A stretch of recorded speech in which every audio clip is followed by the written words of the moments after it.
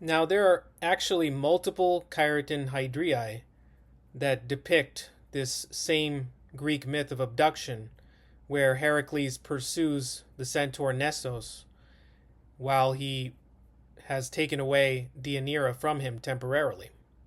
So, in this number 20 hydria that you're seeing on this slide, which is kept at the Villa Giulia Museum in Rome, which is the National Etruscan Museum in Rome, if you notice, here it's a little bit more simplified where you see only three characters. In the previous one, number 17, you saw four characters, including Oeneus, which is not necessarily the most important character for this specific story. Now, this is a little bit more streamlined, and I think that if you see, the one thing you notice is the wide spacing on this hydria between Heracles and the other two characters, Deianira and Nessos. And the vertical handle is acting as a dividing line between the two the two sets of characters. And this is on the reverse side of the number 20 hydria. And so the first point is that the wide spacing between the standing Heracles, who is moving one of his feet forward, his front foot, that is. If you see the wide spacing between the standing Heracles and the fleeing Nessos on this reverse side of number 20, and you also notice the centaur's face, which is turned back to look at Heracles. You also see Deianira facing directly at Heracles, her husband. And the next point is that you can compare this wide spacing to what we see on the number 2 hydria in the deer hunt below, on the bottom left here. You see the standing two hunters, and one of them, the one in the rear, the second hunter, which is Lakshman, he also has his front foot lifted to indicate that they are trying to move forward, but they are too slow for the fleeing deer, who has these multiple lively movements. And so Rama and Lakshman, the two hunters, are relatively stationary on number 2, but the fleeing deer, with the really fast rapid movement, or what you would call lively movement in Hemmelrich's words, they are, you can see the contrast between the two, just like you can see with this number 20 hydria, where Heracles is relatively stationary compared to Nessos, who's trying to flee away from him and take his wife away from him. So, and another thing is, you see the face turned back to look at the hunter with the bow and arrow in both scenes. So you have the stag in the middle pose of the deer hunt looking back, its face is turned back at Rama and Lakshman, and similarly you have Nessos also with his face turned back to look at Heracles, who's about to kill him. So in both scenes, the hunters with the bow and arrow are about to kill the demon, but they're not actually showing the moment of killing the demon or the enemy, but the moment right before it.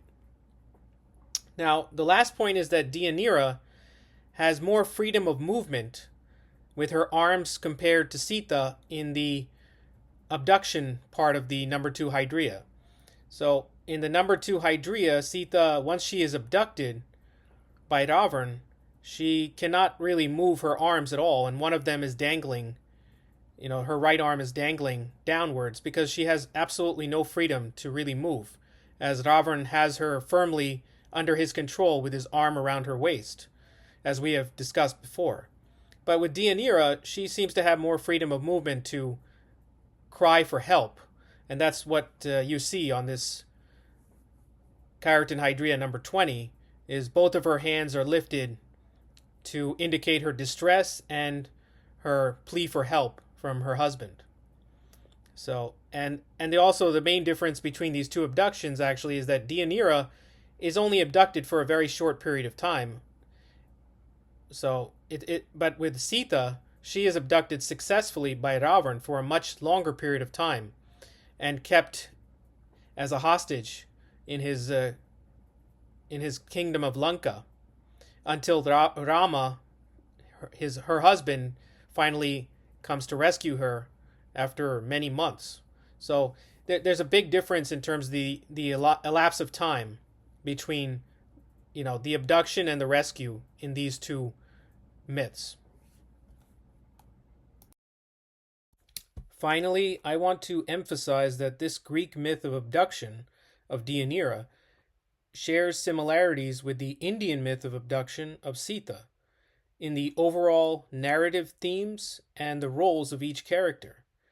But the main difference in the artistic representation is that all the Greek characters are interacting with each other in one scene, as we see with Heracles, Deianira, and Nessos.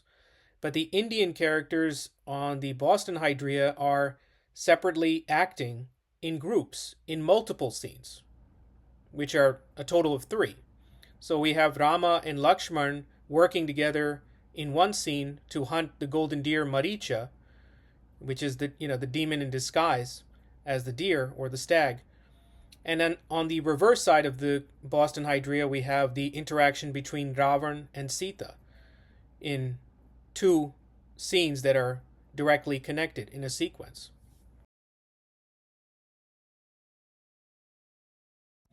The facial characteristics of Ravana the satyr have been compared to many different monstrous figures in the Greek mythology, and that includes the centaurs on the Caeretan hydriae number 25, which you can see on the bottom left. And you see 2 different centaurs fighting Heracles. And if you look at the right graphic, the figure on the right, it is it's a comparison between several different figures, all of whom have similar facial characteristics. And so, according to the author Raffaella Bonato, who detects similar facial structures of these demons, she writes that the somatic characteristics of the liminal figures are grouped together, and they include Alcyoneus, Tityos, the satyr, which is Ravana, and the centaur that you see on number 25, or at least one of the centaurs. So, and the use of the word liminal indicates that all 4 characters exist on the boundary between man and animal, just like the followers or companions of Dionysus, the Seleni. We can also look at a quote from Hemmelrich on page 80 of his book. He confirms Bonato's grouping here of these 4 different demons when he writes, "The head of Alcyoneus, which we see on number 21, is of the same family as that of the satyrs and centaurs of the hydriae, especially the nose.